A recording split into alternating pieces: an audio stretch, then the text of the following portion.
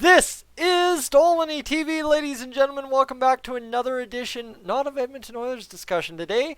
Instead, it's Bakersfield Condors discussion because they went out and signed this young kid, 21-year-old James Hamblin, out of the Medicine Hat Tigers.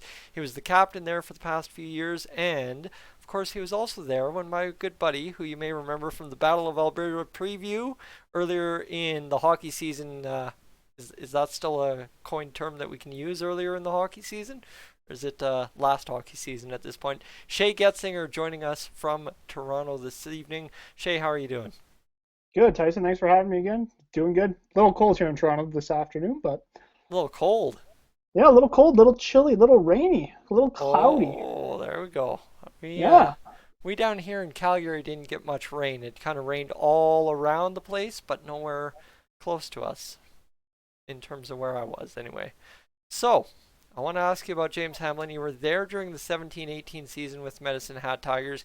You got to see this kid the year before he became captain, so obviously if he became the captain the next year, it's a big pivotal year, the year you saw, because he developed into something the organization really liked that year, pretty much. yeah. No, Jimmy wore an A with excuse me. Jimmy wore an A with the team when that year I was there.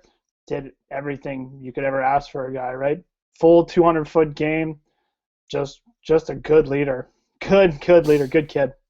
So, good leader, good kid. That probably translates a little bit off the ice, and I know a lot of the people I've talked to, obviously not myself being in Bakersfield, but a lot of people I talk to down in Bakersfield, they have stories about running into these guys in the community or meeting these guys at team events and stuff, and just rave about what kind of person they are, or what's that, what's this, what can fans down in Bakersfield, if they get to go to the meet and greets or run into them in the grocery store, at the line at the fast food chain, if we ever get back to that, what can they expect of James Hamlin? Yeah, pretty much what you said. James Hamlin was always a community guy. We did skate with the Tigers events or road hockey with the Tigers, and he was right in there. He played goalie one time, took a couple shots off the face and the shins. Kids hacking and whacking at him. He was right in the heart of the battle.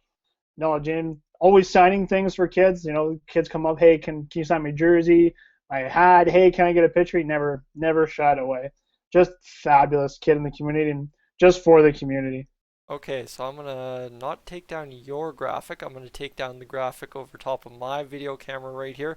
And I'm just gonna display James's stats from, of course, the 17-18 season in particular. His third best season in the dub kind of went straight up the ceiling as his career wore on. 30 or 3 points, 47, 64, then 77 and 92. You were there for the 64 point season. I mean, obviously 64 points on the board in 70 games. There's got to be two or three good memories you can hash out on the ice from James Hamlin that season. Oh man, put me on the spot here. There was there was one we were playing in Prince George. They were on the road in PG. It was back to back in PG, and I can't remember who fed him, but James Hamlin went around one defenseman, went forehand backhand, and then tucked it under the bar. And I was watching the live stream. I was like, whoa, what just happened? That was one, and then probably anytime we played Lethbridge that year, anytime we needed a big goal, if Rass or Quenville was scoring, we needed somebody else to score. I remember the one where James Hamblin went down, and again he turned the defense and inside out, went forehand backhand, and scored a beauty against the Lethbridge Hurricanes. Got the crowd back in it. Those are probably the two off the top of my head right now that I can remember for sure. So I'm starting to hear this little bit of a trend, forehand backhand. Is that kind of what you're saying Yeah, is the book on Hamlin? maybe. Yeah, those are two I remember. Yeah, forehand backhand under the bar. Yeah, he's silky mitts. That guy's got some silky hands. That's for sure. All right, so I'm going to leave on this one. This is just a quick little video because obviously I don't want to sit here and try and hash out something from 17-18, pull every memory out of the bank, but just I know you were in a video content kind of role with the Tigers back then. So hmm on the video content side, obviously NHL, AHL teams do a lot of that in larger scale or in same similar scales. What do you have a memory from doing any video production with James that you can tell the audience kind of in Bakersfield when they get to see James in videos what they can expect?